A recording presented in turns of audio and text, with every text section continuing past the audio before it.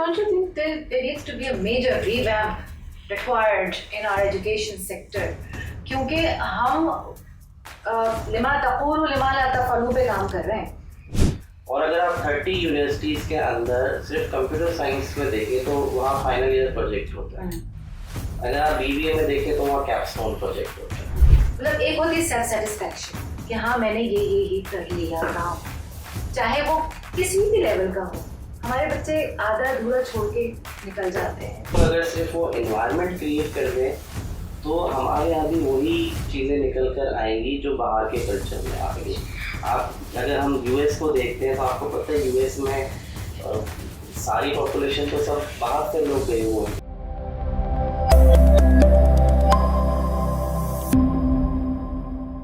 Let's look at the good side of Pakistan from the lenses of the teachers, the doctors, the explorers and the homemakers, the people who make Pakistan Pakistan. Catch me every week as we talk to different people and learn from their experiences so that we can work on building a better future because stories matter.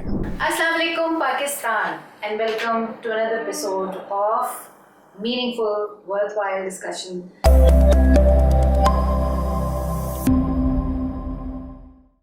आज मेरे साथ मौजूद हैं doctor Junaid Ansari.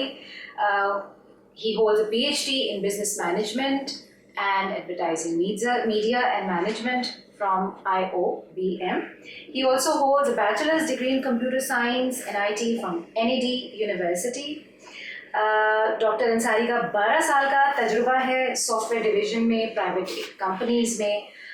As an IT professional, he has achieved several awards including PASHA ICT award. He is a researcher, इन्होंने बहुत सारे national level के papers लिखे हैं जो AGC से recognized हैं. Currently वो इस वक्त काम कर रहे हैं as an assistant professor in management and HRM department IOBM. Let's have a discussion with him on a topic that touches us all, education. बच्चे जब मार्केट में आते हैं तो क्या होता है, तो यूनिवर्सिटीज के एंड पे क्या काम ऐसा हो रहा है? I don't know if that's comfortable for you to talk about. तो देखिए, अगर मैं अपने बच्चों को देखूं, ठीक है, मेरे 2 बच्चे इस वक्त, एक डॉटर है वो इस वक्त 3 क्लास में है और एक जो है वो मेरा बेटा है वो भी KG1 में है. तो मैं उनकी इस वक्त जो ग्रूमिंग देख रहा हूँ या जो मैं उनके साथ चीज़ों को असेस कर रहा हूँ, तो जब मैं अपनी एजुकेशन को सोचता हूँ आज से 30 साल पहले, तो वो एक बहुत ही टोटली डिफरेंट एनवायरनमेंट था. ठीक है, अब जैसे करंटली मैं ये ऑब्जर्व कर रहा हूँ कि मुझे अपने बच्चों को पर्टिकुलरली फोर्स नहीं करना पड़ता कि आपने होमवर्क करना है. ठीक है, उनका एक बड़ा एक डिफरेंट टाइम होता है. मैं उन्हें कहता हूँ भैया आपने करना है, तो वो जैसे ही उनका मूड होता है दे ओपन देयर बुक्स और वो खुद ही अपने कंप्लीट कर लेते हैं उनको. ठीक है, हम लोगों से सिर्फ यानी बीइंग पेरेंट्स हम सिर्फ उनको एक क्या कहना है, एक सुपरवाइजर की तरह होते हैं कि अच्छा वो कर रहे हैं और आखिर में हमारा काम होता है कि हम रिव्यू कर लेते हैं तो कि भाई उन्होंने ठीक किया, अगर कोई मिस्टेक है तो हम करेक्ट करा देते हैं. बट 70-80% उनकी. तो एक हम अपना जब बैकग्राउंड में याद करता हूँ तो वो हमारा एक था कि भाई हमें ट्यूशन तो मस्ट है, हमें ट्यूशन के बगैर तो आप जैसे पढ़ नहीं सकते. तो उस ज़माने में एक बड़ा एक ट्यूशन अभी भी है. लेकिन ये कि अब दूसरी चीज़ जो मैं देख रहा हूँ कि वो जब बच्चा अपने स्कूलिंग में जाता है तो उससे पहले ही वो बहुत सारी चीज़ों को उस तरीके से सीख लेता है जो कि पहले स्कूल उसको सिखा रहे थे. जैसे फॉर एग्जांपल मैं अपनी बेटी को देखता हूँ तो अब उसके स्कूल में वो हिफ्ज़ भी है और उनका मामला वो अरबिक भी पढ़ाते हैं, तो अरबिक भी है, तफसीर भी है. तो इस तरह मेरी फैमिली जो कि उर्दू बैकग्राउंड से हैं तो उर्दू घर में बोली जाती है. वाइफ मेरी सिंधी बैकग्राउंड से हैं तो वो उनकी फैमिली में सिंधी का वो है एक स्पीकिंग ज़्यादा चलती है. तो मैं अक्सर कहता हूँ कि मेरी बेटी में ना 4 बटन लगे हुए हैं. तो वो समटाइम उसका सिंधी बटन ऑन हो जाता है, समटाइम उसका उर्दू बटन ऑन हो जाता है, समटाइम उसका इंग्लिश बटन ऑन हो जाता है. और at that moment of time जो दूसरी तरफ वाला बंदा है वो उस टाइम पे कंफ्यूज्ड है कि मैं अब इससे किस तरह कम्युनिकेट करूँ। समटाइम वो अरबिक में बात करती है, ठीक है, तो वो अब मतलब वो हमें करेक्ट कर रही होती है, नहीं अरबिक में बाबा ये होता है, सिंधी में ये होता है, हम उससे सिंधी में बात करें तो बाबा को सिंधी में बोलना नहीं आती है, तो वो फिर वो बाबा फंस जाते हैं, ठीक है। इस तरह मम्मा पापा दोनों को अरबिक नहीं आती है तो वो फिर अरबिक में हमसे, तो हम उम्रे पे गए तो उसको वहाँ थोड़ा मौका मिला, उसने अपनी जितनी अरबिक उसको आती थी उसने अपनी ABCD तो निकाल दी। तो ये चीज़ें वो हैं जो कि मतलब मैं ये नहीं कह रहा कि वो स्कूल में जाके सीख रही है, चीज़ें वो हैं जो उसको वैसे ही शौक है, क्योंकि जब वो गैजेट्स यूज़ कर रहे हैं बच्चे बहुत यंग एज से, मतलब पैदा होते ही हमारे बच्चे को पता है स्वाइप करने से मोबाइल खुलेगा, और उसको इंग्लिश के भी कार्टून्स मिल रहे हैं, उसको video, even I can't speak on mobile, मैं कभी वॉइस सर्च यूज़ नहीं करता, बट हम जनरेटिव AI पे काम कर रहे हैं, हम ChatGPT पे काम कर रहे हैं, मैं टेक बैकग्राउंड से हूँ, बट मैं वो चीज़ें यूज़ नहीं कर, मेरा जो 5 साल का बच्चा है वो उठाता है, वो उसको मोबाइल पे गूगल पे जाके माइक पे जाके कहता है मूसा तनवीर, प्ले मूसा तनवीर, तो वो उसको ये पता है कि मुझे इतनी जहमत नहीं करनी कि मैंने टाइप कर, ठीक है, उसको इससे कोई फ़र्क ही नहीं। तो ऐसा भी हुआ बीच में 1-2 दफ़ा किसी कोई ऐसा सवाल आ गया, कोई मेरी बेटी ने होमवर्क करते रहा, बाबा इसका मुझे सोल्यूशन बताएं, तो मैंने कहा यार ये मुझे अभी समझ नहीं आ रहा, तो she said why don't you Google it. तो मतलब वो हमारे लिए एक बड़ी ऐसी सिचुएशन हो जाती है कि अच्छा हम गूगल करें तो बच्चे ये परसीव कर रहे हैं कि हम गूगल करके हम उन्हें बता रहे हैं, तो वो खुद भी कल को ये शॉर्टकट ढूंढे कि हम गूगल करके जा सकते हैं। But as far as technology is concern, और जितना वो एडवांसमेंट्स आती जा रही है टेक्नोलॉजी में, तो अब देखिए हार्ड बुक्स जो थी वो बिल्कुल ही पढ़ते ही नहीं है बच्चे, आजकल के बच्चों को अब कोई इंटरेस्ट नहीं है। तो अब वो मेरी बेटी लाइब्रेरी से बुक लाती है, वो पहले उसको यूट्यूब पे पता है कि ये स्टोरी, ये हज़रत इब्राहिम अलैहिस्सलाम के साथ ये हुआ था, उसको सारे वाक़े पहले ही उसने यूट्यूब से देख लिए हैं। तो अब वो उसको बुक पढ़ के वो मज़ा आता ही नहीं, जो हम पहले कोर्स की किताबों में नॉवल रख के छुपा के हम पढ़ रहे होते थे, तो वो अब खुलेआम मोबाइल देख के आराम से पढ़ रहे होते हैं, वो देख रहे होते हैं, तो उनका जो स्क्रीन टाइम है तो वो काफ़ी ज़्यादा बढ़ गया। अच्छा, इसके पॉजिटिव यूजेज भी है और नेगेटिव यूजेज भी है। मैं ये नहीं कहूँगा कि ज़ाहिर है हमने अपने बच्चों को खुद ही दे के एक क्या कह लें, इक्विप कर दिया उनको, इक्विप भी कर दिया है, और हमने अपने सर से भी एक जैसे बोझ उतार दिया है कि बट ठीक है, लगे थोड़ी देर के लिए तो कहीं ना कहीं तो लगे हुए हैं, ठीक है। तो अब मैं देखता हूँ मेरे बच्चे खाना नहीं खाते बगैर मोबाइल के, उनको आदत है कि वो, लेकिन जब हम दूसरी साइड पे देखते हैं तो उसके पॉजिटिव यूसेज भी है। उसको अरबिक के नशीद से याद हैं जो कि हम सोच भी नहीं सकते, ठीक है। तो वो नशीद मतलब वो पोएम्स पढ़ रही होती है, उसको वैसी ज़बान ही याद है कि भाई अरबिक के काफ़ी पोएम्स याद हैं। और आप सही कह रहे हैं। तो दूसरी तरफ मैं देखता हूँ तो हमें इंग्लिश के राइम्स भी अपने वो हम रट्टे मार मार के याद कर रहे होते थे, ये हमें समझ ही नहीं आ रही होती थी पहले, तो ये तो बच्चे आजकल सब समझते हैं। तो जो 5 साल का मेरा बच्चा है उसको आप मतलब उसको सब पता है पहले से कि ये अच्छा, ये एक और भी मैंने एक चेंज ऑब्जर्व किया कि मेरी बेटी 9 साल की है, तो उसका जो इंटरेस्ट है ना वो लॉन्ग वीडियोस में, यानी कि वो देखना पसंद करती है जहाँ पे पूरे स्किट्स चल रहे हैं यूट्यूब पे, कोई ड्रामा चल रहा है, कोई कार्टून चल रहा है, कोई स्टोरी।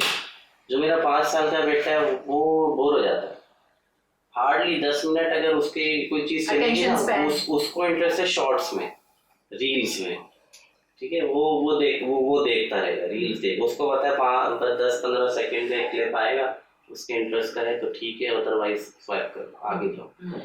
तो अब वो अक्सर उनमें फड्डा ये हो रहा होता है दोनों में बहन भाइयों में कि वो उसकी फेवरेट अगर कार्टून चल रहा है तो उसने कहा कि भाई नहीं मुझे ये देखना है, तो उसने कहा नहीं ये तो बहुत लंबा चलेगा, तो भाई आप रील्स पे। अच्छा, रील्स में क्या है कि अगेन पॉजिटिव चीज़ें भी हैं और नेगेटिव भी, बट वहाँ पे क्या हो रहा है वो उसका इंटरेस्ट बिल्कुल डिफरेंट है। तो मैं अगर अपनी बेटी को देख रहा हूँ तो वो एक डिफरेंट उसमें चली है, जबकि दोनों के अंदर एज गैप है 4 इयर्स का, मगर वो फर्क आ गया ना, मतलब वो इतना फर्क है कि वो रील्स के ऊपर है और वो तो मैं इसको ये नहीं समझता कि वो आप उनका इंटरेस्ट है, मैं ये समझ रहा हूँ कि टेक्नोलॉजी जिस हिसाब से ग्रो कर रही है, थोड़े से बाद शायद वो रील से भी आगे कोई एक चीज निकल के आ जाए जहाँ वो 1-2 सेकंड के अंदर ही वो नॉलेज को ग्रैस्प करेंगे। वही नहीं है कि ऐसा हो, बिल्कुल मुमकिन है। तो वो ये बिल्कुल एक ऐसी वेरिएशन है जो हमारे सामने ही नजर आ रही है हमें, कि मतलब मैं उसको वो नहीं कर सकता कंट्रोल के ये छोटे वाले को। डॉक्टर साहब, यहाँ मेरे जहन में ये ख्याल आ रहा है, because I am dealing with the same issues. छोटे बच्चे हैं इदारे में और उनके वालिदैन के भी अक्सर के कंसर्न्स यही आते हैं कि किस तरह कम करें स्क्रीन टाइम को। जब ये टेक्नोलॉजी इतनी तेज़ी से प्रोग्रेस कर रही है और नई नई इसमें इस्तिलाहात और नई नई एप्स आ रही हैं, बच्चे भी उसी हिसाब से प्रोग्रेस कर रहे हैं, तो क्या वालिदैन को ज़रूरत नहीं है कि वो भी अपनी इस सलाहियत को इन्हांस करें कि किस तरह बच्चों से कम 2 कदम आगे तो रहें, कि हम समझ तो सकें कि बच्चे अब ये देख रहे हैं और अगर हमें चैनलाइज करने की ख्वाहिश है उनके इंटरेस्ट को, तो हम किस तरह चैनलाइज कराएं। हम तो फिर वही पुरानी चीज़ पे लेके जाएंगे जो कि काम नहीं करेगी कि अच्छा हो मेरे साथ बैठो। देखिए, मैं जिस जनरेशन से ताल्लुक़ रखती हूँ, तो वहाँ पे तो ये था कि हमारी दादी ट्रे लगा के लाती थी, अपने हाथ से एक निवाला खिलाती थी और साथ में पोदनी की कहानी सुनाती थी, या सिंदबाद जहाज़ी के सफ़र की कहानियाँ सुनाई जाती थी। ठीक है, हम उस जनरेशन से आए। अब जो ये जनरेशन Z कह लें या पता नहीं जनरेशन X है या अल्फा Z है या कौन सी है, ये जैसा आपने फर्क महसूस किया, तो जैसे जैसे चीज़ें इंट्रोड्यूस हो रही हैं, मतलब एक साल में चीज़ें, बल्कि कुछ महीनों में चीज़ें ऑब्सोलीट होती जा रही हैं। तो एज पेरेंट्स हमें भी तो अपनी अंडरस्टैंडिंग को, ऑब्जर्वेशन को इन्हांस करने की ज़रूरत है। हम क्या कर रहे हैं? क्या हमारे लिए कोई कहीं पे पेरेंट्स के लिए कहीं इस चीज़ की तदबीर हो रही है? अच्छा, आप एज अ पेरेंट कैसा महसूस करते हैं? हम जब एज अ पेरेंट अपने आप को देख रहे हैं, तो मैं ये समझ रहा हूँ कि एज अ पेरेंट आजकल का जो एनवायरनमेंट है, जो हमारी जनरेशन है, जनरेशन X की अगर हम बात करें, और मैं इस वक्त 37 पे हूँ, तो वो इस तरह मेरी वाइफ है, तो आजकल वाले जो लोग हैं उनको तो वो ज़्यादातर वर्किंग पोजीशन पे है। तो अब हम लोगों के पास तो फिर इतना ही टाइम बचता है कि हम बैठ के फैमिली टाइम को किसी तरह देख लें, या फिर ज़्यादातर टाइम हम भी यही होता है कि हम भी मोबाइल पे ही होते हैं, स्क्रीन टाइम हमारा भी ऐसा ही हो गया। तो इवन मतलब मैं तो ये भी चीज़ नोट करता हूँ कि हम जैसे आपस की जो कम्युनिकेशंस थी वो भी हमारी थ्रू गैजेट्स ही हो रही होती है, नहीं क्या तुम कितनी देर में पहुँच रहे हो, हाँ, मैं यहाँ हूँ, फलानी चीज़ ले आना, ये हो रही है। तो इसका मतलब है कि हम इसको छोड़ तो सकते नहीं, ठीक है, हमें इसको अडॉप्ट करना ही पड़ेगा लाजमी टेक्नोलॉजी को। तो हम स्क्रीन टाइम को जितना कम करने की कोशिश करेंगे, ये इसके नेगेटिव एस्पेक्ट्स भी हैं। वो इसलिए कि जब बच्चा आपस में जाके अपने दूसरे बच्चों के साथ बात करेगा, तो वहाँ पर वो एक फीलिंग आएगी कि यार ये तो मुझे पता ही नहीं, डिस्कनेक्ट हो जाएगा उसका। अच्छा ये भी कुछ, तो वो एक फीलिंग ये जनरेट होती है कि यार ये बच्चा मुझसे आगे। तो हम इस तरीके से अगर इसको रिड्यूस करने की कोशिश करते हैं ज़बरदस्ती, तो हम अपने बच्चों को खुद इंट्रोवर्ट बनाने की भी कोशिश करें। हमें ये ज़रूर करना है कि हमें अपने बच्चों को ये काउंसल करना है कि what is the positive usages, what is the negative usages. ठीक है, अब जैसे मैं अगर अपनी बेटी की बात करूँ, तो उसको बहुत शौक है कि वो खुद एक अपना कैमरा ऑन करेगी और अपना एक छोटा सा वीडियो बनाएगी और उसको अपनी फैमिली ग्रुप पर शेयर कर देगी। उसका बस ये एक इतना वो है। तो अब इसको देखते हुए शुरू में मैंने कहा है भाई बच्चों के लिए एक वो होता है कि नहीं, बच्चों को ज़्यादा इस तरीके से नहीं करना चाहिए, ये होता है वो होता है, तो वो, और मैंने कहा नहीं, अगर हम इसको इस तरह सप्रेस करेंगे वो और इंट्रोवर्ट होगी, तो लेट हर बी एक्सट्रोवर्ट। वो कुछ एक्सप्रेस कर रही है, that is a good thing, और वो बेशक खुद कैमरे के सामने कर रही है, तो इतना कॉन्फिडेंस उसके अंदर होना चाहिए कि वो कल को जाके किसी ऑडियंस को फेस कर सकती है और अपनी बात को एक्सप्रेस कर सकती है, that is a good thing. हाँ, ये है कि पॉजिटिव एस्पेक्ट्स को ज़्यादा फोकस करें, नेगेटिव एस्पेक्ट्स को हम रिड्यूस करने की कोशिश करें। तो टेक्नोलॉजी की लर्निंग साथ साथ पेरेंट्स के लिए भी उतनी ही ज़रूरी है, जितनी कि बच्चों के लिए है। अगर वो ये नहीं करेंगे तो फिर अल्टीमेटली बच्चे टेक्नोलॉजी को कैसे यूज कर रहे हैं वो हमसे 2 हाथ आगे। ठीक है, तो मैं अगर अपने बच्चों को YouTube किड्स लगा के देता हूँ, उन्होंने नहीं यूज करना। तो फिर वो भाई वो तो साइड में आ रही होती है ना, वो नहीं यूज फ्री फंड में। उन्होंने देखना है कि अच्छा ठीक है, अगर ये वाला कार्टून है तो उसको हमने 5 मिनट के बाद उसको स्किप करना है, हमने दूसरा कंटेंट देखना है। और कंटेंट इतना मौजूद है नेट के ऊपर कि आप उन्हें उसको ग्रैस्प करने से रोक ही नहीं सकते। अब मैंने कोशिश की कि वो जो हम 5 साल पहले 7-8 साल पहले जो एक कुछ चलते थे, अच्छे स्किट्स चलते थे, ड्रामास चलते थे, आप बच्चों को फोर्स ही नहीं कर सकते। वो उनको चाहिए HD वीडियो, ठीक है, वो उससे पुरानी वाली। अब मैं अपने ज़माने का कोई कार्टून अगर उनको कभी लगा के देता हूँ, थंडर कैट वगैरह, कहते हैं ये क्या है, ये बाबा बोरिंग है, हम दूसरा चाहिए। तो वो एनिमेशन वाले एरा से बाहर हैं। उनको चाहिए एक रियल बंदा, बच्चा जो बात कर रहा हो, जो कि कोई चीज़ डिलीवर कर रहा हो, कोई, चाहे वो रील की सूरत में हो, चाहे वो वीडियो की सूरत में हो, चाहे। तो हमें जब तक हम उसको नहीं समझेंगे तो हम बच्चों को भी कंट्रोल नहीं कर सकते। तो अल्टीमेटली बच्चों ने सही कह रहे हैं आप। I so agree and so relate with this. Sir, इसमें एक चीज़ और मेरे अभी पॉप अप हो रही है जहन में, कि हम अभी पेरेंटिंग के ऊपर बात कर रहे हैं कि एज पेरेंट्स, डॉक्टर साहब, स्कूल्स, यूनिवर्सिटीज़, कॉलेजेस, इनका भी तो कुछ रोल है। हम क्या ऐसी एजुकेशन प्रोवाइड कर रहे हैं जहाँ बच्चे इस माइंडसेट के साथ, जहाँ वो क्विक रिस्पॉन्सेस, 2 मिनट की वीडियो, 1.5 मिनट की रील देख करके आ रहे हैं, वहाँ हम उनको लंबे लंबे चौड़े चौड़े लेसन प्लान्स करा रहे हैं। हम उनको स्टैंडर्डाइज्ड टेस्टिंग के लिए तैयार कर रहे हैं, जहाँ 2.5 घंटे का पेपर, 1.5 घंटे का पेपर उनको लिखना है हाथ से। अभी हमारे इदारे, हमारे सिस्टम्स, हमारे बोर्ड्स इस काबिल नहीं हुए हैं कि हम ऑनलाइन या वीडियोस या कुछ और आई डोंट नो व्हाट उसके ज़रिए स्टूडेंट्स को इनेबल करें। ये स्टूडेंट्स भी तो जो निकल के आ रहे हैं, ये बच्चे, आपके बच्चे इस वक्त 5 साल के और 9 साल के, ये जब उस लेवल पे आएंगे, जब वो किसी बोर्ड का एग्ज़ाम दे रहे होंगे, तो डू यू थिंक कि वो इसमें इंटरेस्ट लेंगे? बच्चे इंटरेस्ट पढ़ाई से क्यों नहीं ले रहे हैं? इंटरेस्ट क्यों ख़त्म हो रहा है? Don't you think this is a big possibility कि बच्चे आदी हो चुके हैं और हमें स्कूल में उनको वही तरीके से पढ़ा रहे हैं जिससे हमने पढ़ा था? इधर एक जो गैप है बेसिकली वो ये है कि हम बच्चों से ये एक्सपेक्ट करते हैं कि वो उसी सिस्टम पे रहें। अच्छा, जो अगर मैं इसको दूसरे एंड पे देखूं तो जितने टीचर्स हैं वो अपने रियल लाइफ में, आप उन्हें कहें ना 2 पेज हाथ से लिखवा, ठीक है, नेवर राइट। चाहे वो अगर इंग्लिश की टीचर भी होंगी ना, आई एम डैम श्योर कि वो उसमें 10 मिस्टेक करेंगी जब वो लिखेंगी। बट हम बच्चों से ये एक्सपेक्ट करते हैं कि वो परफेक्ट, सीमलेस काम आए बिल्कुल, ठीक है। हमारी अपनी राइटिंग बड़ी खूबसूरत है, ठीक है, और हम बच्चों से ये एक्सपेक्ट करते हैं आपकी राइटिंग तो बहुत जड़े होने चाहिए। तो आज से 10 साल बाद तो ये पेपरलेस एनवायरनमेंट होगा। मतलब ये तो बहुत अभी आप देख लें कितना पेपर यूज होगा।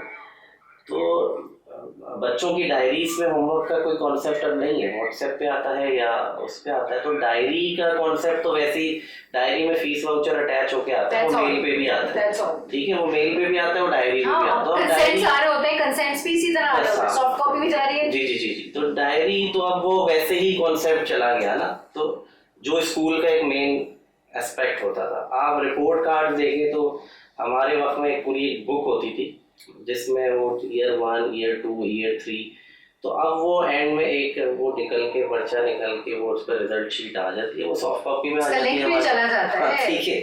तो और कोविड के बाद तो ये बहुत एविडेंट हो गया कि ये अब नहीं चल सकता ये वाला सिस्टम। तो अगर हम पुराने सिस्टम पे ही बच्चों को चलाते रहेंगे तो हम कैसे एक्सपेक्ट कर सकते हैं कि वो आगे जाके कम्पीट करें globally? That is the main reason कि हमारी जो हायर एजुकेशन वाला सेक्टर है वहाँ पर वो गैप आ जाता है इंडस्ट्री और एकेडमिया के दरमियान। क्योंकि बच्चा जब शुरू से आ रहा है तो वो वही सिस्टम को देखते हुए आ रहा है कि उसने उसी तरीके से पढ़ना है, उसी तरीके से चलना है। उसको कुछ नहीं पता कि MCQs में एप्टीट्यूड टेस्ट होगा, ठीक है। There you go. अब आपको जब वो कॉलेज से निकलेगा तो आपने उसको 3 महीने पहले एक अलग एक काउंसलिंग Training से सेशन गुजारा देना है, आपने। ट्रेनिंग देनी है कि भाई एप्टीट्यूड हो। पिछली पूरी एजुकेशन में वहाँ कहीं उसकी एप्टीट्यूड का कोई सवाल नहीं था, ना नर्सरी से लेके कॉलेज तक। बट यूनिवर्सिटी का टेस्ट जो है वो एप्टीट्यूड टेस्ट है। तो अब ऐसे बच्चे से आप क्या एक्सपेक्ट करेंगे कि वो वहाँ पर जाके क्या करेगा? वहाँ पर जाके उसको ठीक है वो अटेम्प्ट तो करता है, हमने भी किया, पास आउट हो जाएंगे, वो चले जाएंगे यूनिवर्सिटी में भी चले जाएंगे। लेकिन अगर आप पीछे से बच्चे को ये तैयारी नहीं करवाएंगे तो वो आगे जाके वो उस जगह पर जाके वो पीछे रह जाए। और अल्टीमेटली आप देखें हमारे यहाँ से फिर यही होता है कि जब बच्चे बाहर अप्लाई करते हैं, even I have seen PhD और आई केम टू नो कि कुछ PhDs हैं जो बाहर जाके दोबारा PhD कर रहे हैं। अल्लाह अकबर। तो यहाँ मतलब की क्यों? PhD क्या हुई है? तो फिर फायदा क्या हुआ? PhD is the most prestigious degree, पूरी दुनिया में एक्सेप्टेबल है। Exactly.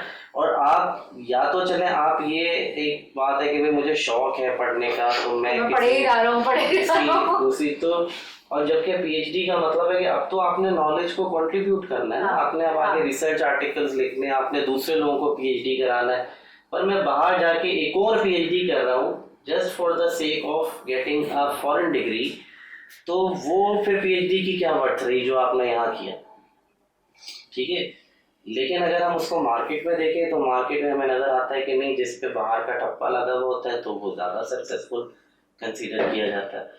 तो उस कंपटीशन में लोग क्या कहते हैं, भाई नहीं ठीक है बाहर जाके 3 साल आप और लगा। तो ये भी एक मसला है कि हमारी जो ग्रोथ है, हमारी जो ग्रूमिंग है, उसके अंदर ये डिफरेंस हमने कहीं क्रिएट नहीं किया कि एजुकेशन आपके रिस्क के साथ एसोसिएटेड नहीं है, सुभान अल्लाह, ठीक है। तो वो हमने यही सीखा कि अच्छा पढ़ेंगे तो अच्छी जॉब मिलेगी।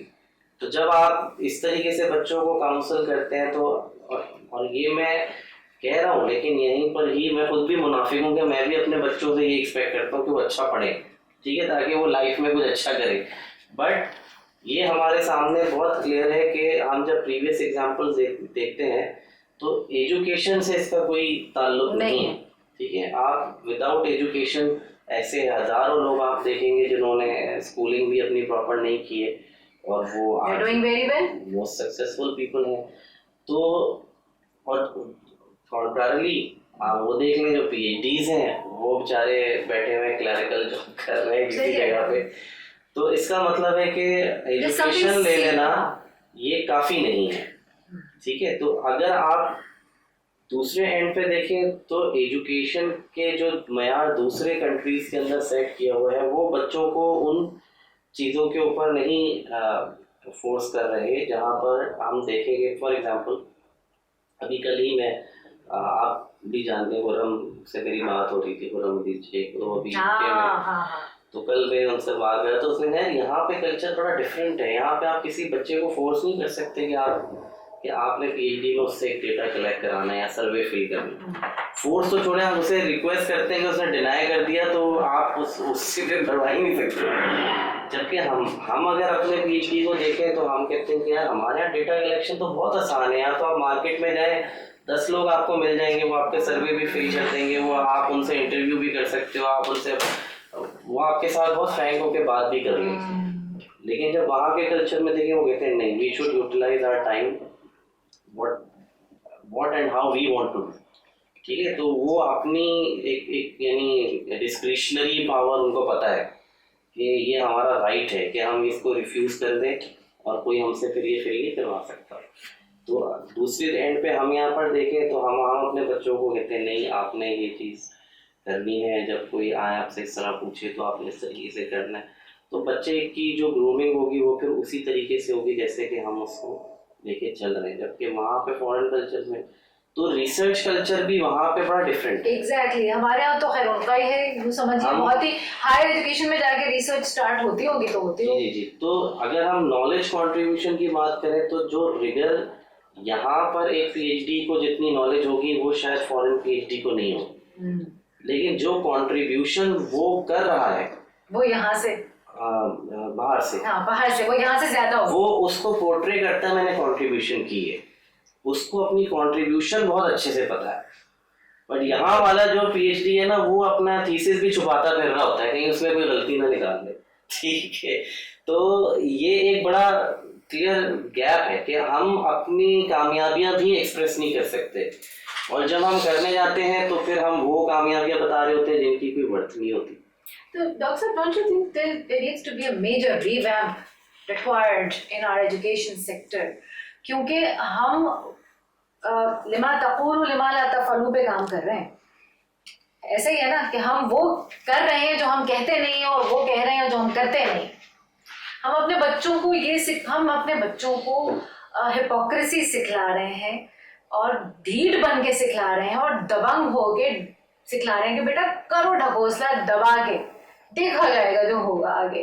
और यहाँ तक हम अपने बच्चों को एजुकेशन से मुतनफ़िर कर देते हैं कि वो ये समझने लगते हैं कि यार इससे तो बेहतर है कि हम कोई कुछ और कर लें सिवाय इसके कि हम ये काम कंप्लीट करें। मतलब एक होती है सेल्फ सेटिस्फैक्शन कि हाँ मैंने ये कर लिया काम, चाहे वो किसी भी लेवल का हो। हमारे बच्चे आधा अधूरा छोड़ के निकल जाते हैं just because of those pressures of high achievement, of showing results। मतलब हम as parents, as society, as teachers America बन जाते हैं भाई, do more लगे रहो। उसका एक और बात है कि हमने अपने माइलस्टोन्स भी ऐसे ही सेट किए। ये माइलस्टोन्स कोई आफाकी है क्या? ये आफाकी नहीं है, लेकिन अगर आप उसको, मतलब मेरा कहने का था शॉर्ट टर्म, मैं तो जानना चाह रही हूँ, मैं तो बात करना चाह रही हूँ कि हम ये बिल्कुल ऐसा ही है। मतलब अगर आप देखें कि अगर एक बच्चा क्लास 3 में है या क्लास 4 में है, उसका माइलस्टोन ये कि मैंने 5 में जाना, वो अपना विजन ये सेट ही नहीं करता कि मैंने यूनिवर्सिटी के किस प्रोग्राम को टारगेट करना है, उसको पता भी नहीं। तो मैं अपनी स्टडीज उसी हिसाब से अच्छे करूँगा। हम क्या देखते हैं, अच्छा हमारा बच्चा मैथ में अच्छा है ना तो उसको इंजीनियर बनना चाहिए, ठीक, वो मैथ में अच्छा है तो वो इंजीनियर बनेगा, ये कोई ज़रूरी नहीं है से। तो हमारे माइलस्टोन, अब जैसे एक एग्जांपल है ना, मैं अक्सर अपनी क्लास में भी ये देखता हूँ, मैं टेक्नोलॉजी इनोवेशन का कोर्स पढ़ाता हूँ, तो वो बड़ा प्रैक्टिकल नेचर का कोर्स है, लेकिन वहाँ पर जब बच्चों को मैं देखता हूँ तो वो MBA स्टूडेंट्स की मैं बात करूँ या बैचलर स्टूडेंट्स की, अंडर ग्रेजुएट स्टूडेंट्स की बात करूँ, तो दोनों तरफ मुझे नज़र आता है उनका माइलस्टोन ये है कि कोर्स पास करना है, बस MBA की डिग्री चाहिए। अगर आप उसके दूसरी साइड पे देखें तो सिर्फ कराची के अंदर कितने यूनिवर्सिटीज होंगी? अब तो लातादाद हैं, पहले कुछ गिनी चुनी हुआ करती हैं। आप 30 एक फिगर रखें, 30 से ज़्यादा ही है, बट मैं 30 की एक वैल्यू रख लेते हैं। और अगर आप 30 यूनिवर्सिटीज़ के अंदर सिर्फ कंप्यूटर साइंस में देखें तो वहाँ फाइनल ईयर प्रोजेक्ट होता है। अगर आप BBA में देखें तो वहाँ कैपस्टोन प्रोजेक्ट होता है। अगर आप किसी और प्रोग्राम में चले जाएं तो हर जगह पर कुछ ना कुछ प्रोजेक्ट्स होते हैं, उसके बगैर उनको बैचलर्स की डिग्री तो अवार्ड नहीं होती। तो मैं सिर्फ कंप्यूटर साइंस की भी अगर बात करूं तो 100 बच्चे हर यूनिवर्सिटी में कंप्यूटर साइंस के हैं, पढ़ रहे हैं, और 30 यूनिवर्सिटीज को आप 100 से मल्टीप्लाई करें तो बिग नंबर। तो इसका मतलब है 3000 बच्चा मिनिमम वो है सिर्फ कराची में, इससे ज़्यादा ही आपको पता है ये बात, ठीक है। तो मैं मिनिमम 3000 बच्चा तो निकलेगा ही निकलेगा ना कंप्यूटर साइंस पे ग्रेजुएट। तो हर साल अगर 2-4 बच्चों का एक ग्रुप हम ले, या 3 बच्चों का एक ग्रुप लेने चले जो कि किसी प्रोजेक्ट को बना लेता, तो 3000 बच्चे कितने प्रोजेक्ट्स बना रहे? 0। मेरा ख्याल है कुछ खास तो नहीं। मतलब इस वक्त पास आउट होने के लिए उनको कम से कम यानी कि हर साल 1000 प्रोजेक्ट्स बनाने चाहिए, कराची में बनते हैं।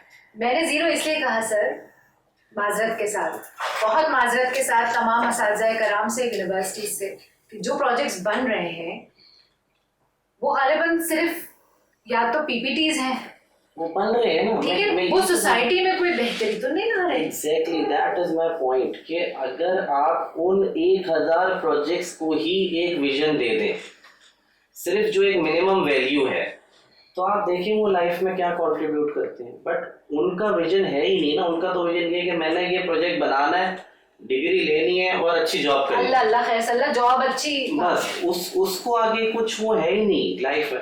वो बच्चा जो मेहनत करके अपने कोई साल 1.5 साल लगा के 2 सेमेस्टर लगा के एक अच्छा प्रोजेक्ट बना के जिसपे उसको डिग्री अवार्ड हो रही है और वो 3 या 4 बच्चों के मिला के एक प्रोजेक्ट बन रहा है, और वो प्रोजेक्ट मैं कह रहा हूँ मिनिमम सिर्फ कराची में एक साल में 1000 प्रोजेक्ट्स तो निकल रहे होंगे ना। और कंप्यूटर साइंस वाले वो लोग हैं जो कि जिनको किसी ऑफिस जॉब की ज़रूरत नहीं है, ठीक है। ये वो लोग हैं जो घर बैठ के भी काम कर सकते हैं और अच्छा अर्न कर सकते हैं। लेकिन ये 1000 प्रोजेक्ट्स कहाँ जाते हैं? शायद हो जाते हैं। बाद में उनके थीसिस रिपोर्ट कहीं समोसे वाले के पास मिलेंगी, कहीं पे कुछ और, कहीं किसी और जगह मिलेंगे। तो हम बच्चों को वो विजन देते ही नहीं है कि भाई इस प्रोजेक्ट, इवन आप इससे इमेजिन करें कि उन 1000 प्रोजेक्ट्स में से शायद कोई 10 प्रोजेक्ट्स होते होंगे जो पेटेंट्स पे जाते होंगे। सुभान अल्लाह। यानी फैकल्टी को भी ये रियलाइजेशन नहीं है कि भाई अगर मैं लाइफ में कुछ एक नया काम करवा रहा हूँ बच्चों को, चले फोर्स करके करवा रहे हैं या कैसे भी करवा, लेकिन आप उसको पेटेंट्स की तरफ लेके नहीं जाते, आप उन्हें कॉपीराइट्स की तरफ लेके नहीं जाते, आप उनको ये विजन देते ही नहीं है कि it is an intellectual contribution you are working on. और जब भी वो बात आपने कही कि हमें अपना क्रेडिट लेना भी नहीं आता कि हम क्रेडिट लें कि हमने तो काम हम किया। जो काम करते थे हम खुद ही उसको शेल्फ करके उठा के फेंक रहे हैं। जबकि आप दूसरी तरफ देखें तो 1970s के थीसिस आपको बाहर की यूनिवर्सिटियों के वेबसाइट पे मिलेंगे। तो इसका मतलब है कि वो अपने प्रोजेक्ट्स के बारे में बहुत सिंसियर हैं, वो अपने कॉन्ट्रीब्यूशंस को बताना चाहते हैं, लोगों को दिखा रहे हैं। उनको इससे फर्क नहीं पड़ता कि वो जाके, और जाहिर है 1000 में से अगर 10 प्रोजेक्ट भी वो सक्सेसफुल हो जाएंगे तो वो हमें नजर आएगी ना वैल्यू। तो हम यहाँ देखते हैं, हम कहते हैं हमारे बच्चों को वही कोई काम वाम नहीं है, बस पढ़ रहे हैं, वो कर रहे हैं, लेकिन उनको ये पता नहीं है कि इसका इंटेलेक्चुअल कॉन्ट्रीब्यूशन को इनकैश कैसे करना है। अल्टीमेटली क्या होता है, वो उनकी लाइफ का गोल ही है, ये माइलस्टोन ही है, ये एक बार डिग्री मिलेगी, उसके बाद कहीं अच्छी सी कोई जॉब कर लेंगे, उसके बाद कोई शादी वादी हो जाएगी, फिर कोई मास्टर्स हो जाएगा। तो घूम फिर के हमने लाइफ को एक सर्कल में रखा हुआ। जबकि दूसरी तरफ आप जाए, वो कहते हैं भाई प्रोजेक्ट बनाना है, डिग्री हो या ना हो।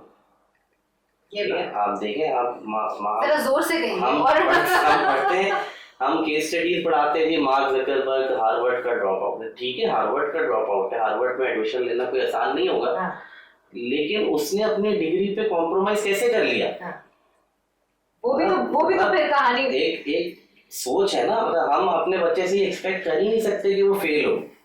तो क्या हम ये कहेंगे मार्क ज़करबर्ग फेल हो गया लाइफ में, या बिल गेट्स, वो भी सेम स्टोरी। तो सेम स्टोरी, वो ड्रॉप आउट्स हैं अपने कॉलेज के। और तो वो जो ड्रॉप आउट्स थे वो किस वजह से थे? अच्छी यूनिवर्सिटी वहां तक गए होंगे, वो अच्छे लोग होंगे, पढ़ के ही गए होंगे, मेरा कहने का मतलब ये नहीं एजुकेशन बेकार थी, लेकिन उन्होंने अपने विजन किसी और जगह पर सेट किया। उन्होंने कहा मेरे लिए ये चीज़ ज़्यादा इम्पोर्टेंट है, ये मुझे लाइफ में ज़्यादा सक्सेस देगी, बजाय ये कि मैं एक डिग्री लेके कहीं पे जॉब करूँ। और हम फिर उनकी सक्सेस, हम केस स्टडीज तो बताते हैं बच्चों, हम प्रैक्टिकली इम्प्लीमेंट करवाते नहीं। हमारे कॉल का हिस्सा तो बन रही हैं ये केस स्टडीज, हमारे मिजाजों का हिस्सा नहीं बन रही। इसकी वजह से हम ऐसे लोग प्रोड्यूस ही नहीं कर पा रहे जो कि कंट्रीब्यूट कर सकें इस माशरे में। प्लीज़ इस पॉडकास्ट को अगर आप सुन रहे हैं, ख़ास तौर पे मैं वालिदैन से मुखातिब हूँ, असातिज़ा से मुखातिब हूँ, कि ऐसा ना हो कि हम इम्तिहान जीतते रहें और बच्चे हारते रहें, क्योंकि ये बच्चे हमारे एसेट हैं और यही हमारी तमाम तर जुस्तजू और कोशिशों का हासिल है। और अगर हम इनको इन इम्तिहानों के हेठ चढ़ाते रहेंगे तो फिर वही होगा जो अब तक हो रहा है, और हम ऐसे लोग प्रोड्यूस नहीं कर पाएंगे जो कि इस वक्त मगरबी दुनिया के खुदा समझे जाते हैं। जो भी आपने जिन लोगों का जिक्र किया, हम ऐसे लोग ना भी प्रोड्यूस करें तो कम से कम अपने जैसे लोग तो जो कंट्रीब्यूट कर सकें, कुछ इम्प्लीमेंट कर सकें, कुछ बेहतर कर सकें। तो तालीम का मतलब तो यही है ना, तालीम का मतलब सिर्फ रिप्रोड्यूस करना नहीं है। डॉक्टर साहब, बहुत थॉटफुल डिस्कशन, थैंक यू। और माजरत के अगर मैंने कोई बात जज्बात की रॉ में आके बहुत जोर से ऐसा कुछ नहीं, आपने बिल्कुल वही बात की जो कि हम सब करना चाहते हैं और सोचते हैं। और मैं सिर्फ बिल्कुल आपकी जो लास्ट बात आपने बात की है, मैं उस पर सिर्फ एक कमेंट ये दूंगा कि देखिए, जब यहाँ से कोई बाहर जाता है तो वहाँ पे वो एनवायरनमेंट उसको मिल जाता है कि वो उनके साथ उस रंग में ढल जाए, ठीक है। तो यहाँ पे भी उस एनवायरनमेंट को क्रिएट करने की ज़रूरत है बस। बेशक हम आप ही करेंगे, सब सोसाइटी मिलकर हम करेंगे। लोग अगर सिर्फ वो एनवायरनमेंट क्रिएट कर दें तो हमारे यहाँ भी वही चीज़ें निकल कर आएंगी जो बाहर के कल्चर में आती हैं। आप अगर हम यूएस को देखते हैं तो आपको पता है यूएस में सारी पॉपुलेशन तो सब बाहर से लोग गए हुए हैं। यूएस में जाके आपको चाइनीज मिलेंगे, इंडियन मिलेंगे, बांग्लादेशी मिलेंगे, पाकिस्तानी मिलेंगे, इंग्लिश मिलेंगे। तो वो लोग भी कोई आसमान से नहीं उतरे, एक्चुअली उनको एनवायरनमेंट वहाँ पर इस तरह का दे दिया गया है कि वो अपने कॉन्ट्रीब्यूशंस को एक्सप्रेस कर सकते हैं। ये कॉन्ट्रीब्यूशन है। हमारे यहाँ सिर्फ ये है कि हमारे एनवायरनमेंट नहीं है, हम अपने बच्चों को खुद सप्रेस कर देते हैं या अपनी इनोवेशंस को सप्रेस कर देते हैं। जैसे कि मैंने कहा, ना कॉपीराइट्स पे जाते हैं, ना हम इंटेलेक्चुअल कॉन्ट्रीब्यूशन क्लेम करते हैं, ना हम बच्चों को पुश करते हैं कि नहीं you have to become something for your own, ठीक है। हम for the sake of getting marks कोई प्रोजेक्ट ना करें, हम for the sake of getting degree कोई प्रोग्राम में एनरोल ना हो, हम उसके कंट्रीब्यूशन पे जाएं। और किसी हद तक ये चीज़ अगर आप देखेंगे हमारे यहाँ डॉक्टर्स के अंदर बहुत है। तो मैं अपनी फैमिली में देखता हूँ, मेरी वाइफ डॉक्टर है, मेरी सिस्टर डॉक्टर है, तो उनको ये पता है कि उनकी कंट्रीब्यूशन ये कि उन्होंने सर्व करना पेशेंट्स को।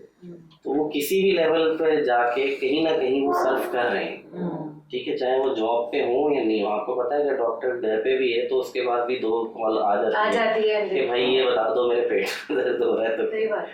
तो वो सिर्फ इसलिए कि हमें ये पता है कि वो उसका विजन ही ये था कि मैंने जाके सर्व करना मासेस को। वो शुरू से उनकी ग्रूमिंग ही ऐसी हुई है कि वो उस डिग्री प्रोग्राम से जाके कहीं पे कंट्रीब्यूट कर रहे हैं। बाकी जगह पर आप देखेंगे तो वहाँ पर वो कल्चर आपको नजर नहीं आता। उम्मीद करते हैं पैवस्तर शजर से उम्मीद बहार रख कि हमारे तालीमी इदारे, हमारे असातिज़ाए कराम, हमारे हायर एजुकेशन यूनिवर्सिटीज़ वगैरह सब इसका एहतमाम करें और इस गैप को ब्रिज करें, रीवैम्प करें और ऐसे इंडिविजुअल्स हमारे सोसाइटी का हिस्सा बन सकें जो वाकई कंट्रीब्यूट कर सकें किसी भी फील्ड के हों। जज़ाकल्लाह डॉक्टर साहब, Thank you for inviting me. It was a very good session. It was a pleasure and I hope कि हमारे सुनने देखने वालों को इस गुफ्तगू से इंशाल्लाह इस्तिफादा हो। अल्लाह ताला हमारे लिए आसानियाँ करे, हमें माफ़ कर दे और हमारे कामों में बरकत दे और हमें खैर और फलाह पे रखे इंशाल्लाह। I hope I had the privilege of your time. Jazakallah khair for watching this video, and if you want to watch more videos like this, please subscribe our channel on the right or the left side, I'm confused, and keep watching. Thank you so much.